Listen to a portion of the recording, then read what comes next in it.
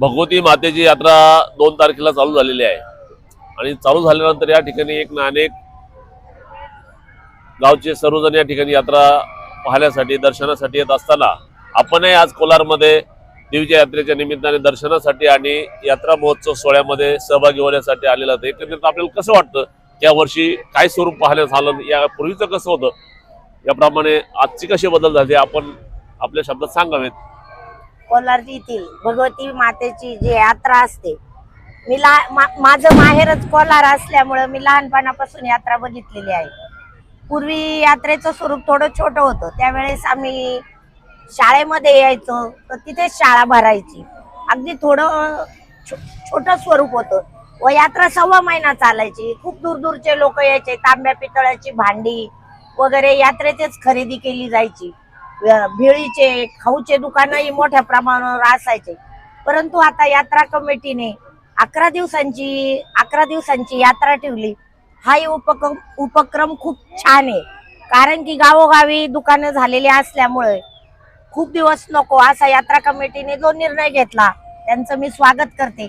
आज आपल्या कोलार भगवतीपूर गावामध्ये जे 3.5 शक्तिपीठ आहे, त्यामुळं आजूबाजूचे खूप भाविक दर्शनासाठी येतात।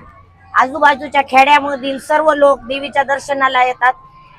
कोलारचं स्वरूप भगवती मातेच्या मंदिरामुळे खूप विस्तृत झालं आहे। आज दर्शनासाठी आलेल्या लोकांसाठी खूप चांगल्या प्रकारचे मुलांसाठी राहट पाळणे, विविध खेळणी, खूप छान छान हे इथे मुलांना खेळण्यासाठी जे आवश्यक आहे ते उपक्रम राबवले। तसेच खाऊ गल्ली हाही खूप चांगला प्रोग्राम आहे, म्हणजे आम्ही देवीचं पहिल्यांदा दर्शन घेतलं, नंतर खरेदी केली, नंतर खाऊ गल्लीला भेट दिली। आज इथे मी म्हणतात साबुदाणा वडे, पुन्हा तुम्हाला सांगते मांडे, सर्व प्रकारचे हुलग्याची शेवंती, पाववडे, दाबेली, पाणीपुरी, सगळ्या प्रकारचे पदार्थ, म्हणजे घरी जाऊन स्वयंपाक करण्याची काही गरज राहिली नाही। आपण दर्शन घ्यायचं, खरेदी करायची व खाऊ गल्लीमध्ये मनसोक्त आनंद घ्यायचा।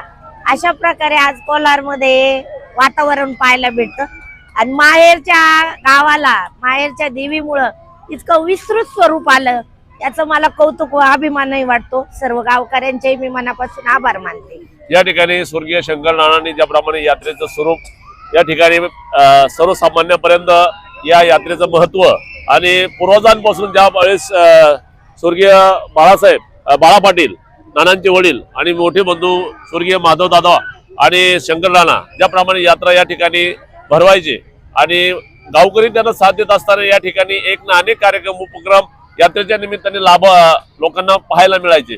तसेच आज या बचत गटाच्या बाबतीत महिला भगिनी पुढे येत आहेत आणि आपल्या बचत गटाच्या माध्यमातून आपल्याला एक ना अनेक पदार्थ देत आहेत। त्यामध्ये तुम्हाला या ठिकाणी काय पाहायला मिळालं? बचत गटाच्या माध्यमातून भगिनींनी जे उपक्रम आहे, महिला कुठेही कमी नाही। आज खाऊ गल्लीमध्ये महिलांनी जे विविध पदार्थ बनवले, त्याच्यामुळं जे दर्शनास आलेले भाविक आहे यांनी त्याचा आस्वाद घेतला आणि महिलाही काहीतरी करू शकतात। त्यांच्या हा उपक्रम खूप चांगला आहे, म्हणजे त्यांनी जे हे सगळे बचत गटाच्या माध्यमातून म्हणा, काहींनी वैयक्तिक सुद्धा स्टॉल मांडलेले आहे आणि रुचकर पदार्थ स्टॉलवर ठेवलेले आहे। त्यांचाही म्हणजे योग्य व्यवसायाकडे त्यांची वाटचाल होते। आज महिलांना त्याच्यातून बचत पैसा मिळतो। महिलांचा हा उपक्रमही खूप चांगला आहे आणि सर्व भाविकांनी याला चांगल्या प्रकारे प्रतिसाद दिला। स्टॉलवर प्रचंड गर्दी आहे, त्या सर्व महिलांच्याही मनापासून कौतुक। सर्वांनी आपण सहभाग घेतला याबद्दलही तुमचे अभिनंदन। या ठिकाणी स्वर्गीय शंकर नाना यांच्या कन्या सौभाग्यवती प्रभाताई जनार्दन पाटील घोगरे लोणीहून या ठिकाणी आलेले आहेत। माहेरमध्ये आल्यानंतर या ठिकाणी एक माहेरचं आपुलकीचं नातं हे आपल्याशी जोडल्यामुळं आज माहेरात आल्यानंतर माता भगवतीचं दर्शन घेतल्यानंतर त्या सहकुटुंब या ठिकाणी आलेल्या आहेत आणि सहकुटुंब आल्यानंतर या ठिकाणी त्यांना एक वेगळं काहीतरी पाहायला मिळालेलं आहे। काही कोलार गाव आजही त्याप्रमाणे व्यावसायिक दृष्ट्या वाढत आहे आणि आजही सर्वसामान्यांना व्यवसाय होत असताना आपल्या घराण्याचं जे योगदान पूर्वीपासून ह्या गावासाठी आहेत ते आजही टिकून आहेत। त्याप्रमाणे आज तुम्ही पण आलात, तुमचं या ठिकाणी स्वागत करत असताना निश्चितपणे यात्रा महोत्सव सोहळ्यामध्ये आपण सहभागी आणि सर्व कुटुंब आल्यामुळे आपले हार्दिक स्वागत, हार्दिक आभार। ताज्या बातम्यांसाठी आणि नवनवीन अपडेट्ससाठी SRB न्यूजला सबस्क्राईब करा आणि बेल आयकॉनला प्रेस करा.